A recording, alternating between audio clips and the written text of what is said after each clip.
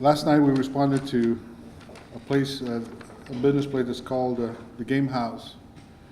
It is in the 2100 block of Nolana. And we went there about 12:30 last night in response to a disturbance, and as it turned out, it was a shooting with 2 victims and multiple suspects that were involved in a particular situation. Like I've always said, the only reason we call you guys in here is because we need help. So we need help. So that's why we're trying to get this information out to you as soon as we possibly could. The essence of what happened yesterday at this particular place is the following. There were, as you may know, this game house place is basically a sports pub kind of a facility. Lots of televisions and obviously alcoholic beverages are sold there, pool tables and things like that. That's a kind of it's a nature of the business that is in there. That's at this location. Amongst the patrons last night, apparently two, we will call them groups for the lack of another word for it. We know one group is the one we're looking for. There was another set of people, whether they were grouped together or not, we don't know. But nonetheless, the other set of people and this particular group apparently had an altercation in the business. A dispute, discussion, argument, over matters unknown to us at this time. The situation in the business establishment was such that, as we know now, the management of the establishment asked the particular group that we're looking for to leave the establishment. And as they were leaving the establishment, not upset about the fact that they're having to leave, that is, some motorcycles were up in the front parking lot there. They started knocking those over. In so doing, they were confronted by other people that were arriving at the business. 2 of those people were shot at, and one has died as a result of that shooting. We have another person that is under critical care right now at a local hospital. The person that's deceased at this time is a person that we know now as Daniel Avila, repeating Daniel Avila.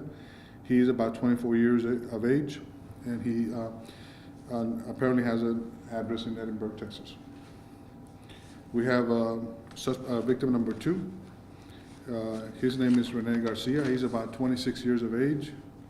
He also has an address in Edinburgh, and he is in critical condition at this time. Now, we know that one person ultimately discharged a weapon at this particular business, and we believe that the person that ultimately discharged the weapon is the person whom we have pointed an arrow to up here, the one with the yellow shirt. However, this group, in our view, acted together to create a disturbance, acted together during the shooting event, and then acted together post the shooting event. So therefore, we are looking for every one individual that's in this photograph. We're looking to identify them and then appropriately charge them at some point. That picture is a picture of them last night in the establishment.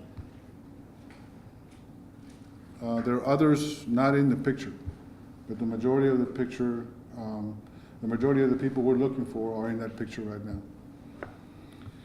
Beginning at about 7 o'clock this morning, we have started detaining people with regard to this shooting, and we now have 3 people in custody. They are Israel ROCHA, Christopher Flores, and Richard Arispe. Israel ROCHA is one of the people in that group picture over there, off to the far left. Christopher Flores is also one of the people in the photograph. Richard Arispe is not in the photograph. These arrests have come over some search warrant executions, that have taken place since last night through the moment that we're speaking. The first